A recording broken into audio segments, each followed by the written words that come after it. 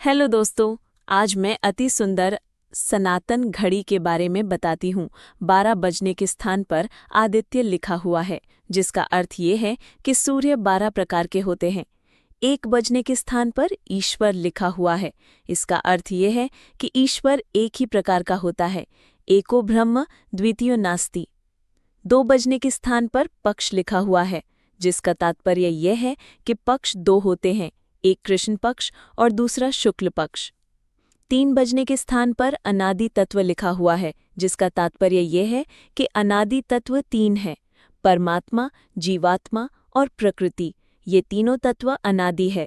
4 बजने के स्थान पर वेद लिखा हुआ है, जिसका तात्पर्य यह है कि वेद 4 प्रकार के होते हैं, ऋग्वेद, यजुर्वेद, सामवेद और अथर्ववेद।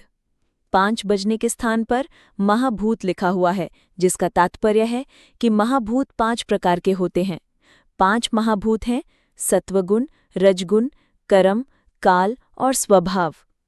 6 बजने के स्थान पर दर्शन लिखा हुआ है। इसका तात्पर्य है कि दर्शन 6 प्रकार के होते हैं। 6 दर्शन सांख्य, योग, न्याय, वैशेषिक, मीमांसा और वेदांत के नाम से विदित है। 7 बजने के स्थान पर धातु लिखा हुआ है। इसका तात्पर्य है कि धातु 7 हैं। 7 धातुओं के नाम रस, प्लाज्मा, रक्त, खून, ब्लड, मांस, मांसपेशियां, मेद, वसा, फैट, अस्थि, हड्डियां, मज्जा, बोन मैरो, शुक्र, प्रजनन संबंधी ऊतक। 8 बजने के स्थान पर अष्टांग योग लिखा हुआ है। इसका तात्पर्य है कि योग के 8 प्रकार के होते हैं।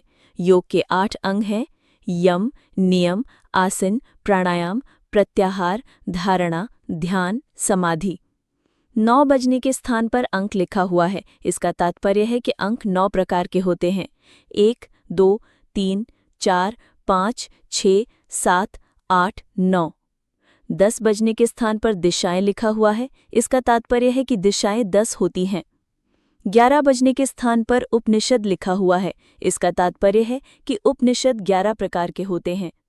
आपको इस वीडियो अच्छी लगी हो तो शेयर, सब्सक्राइब और बेल आइकन दबाना ना भूलिएगा। धन्यवाद।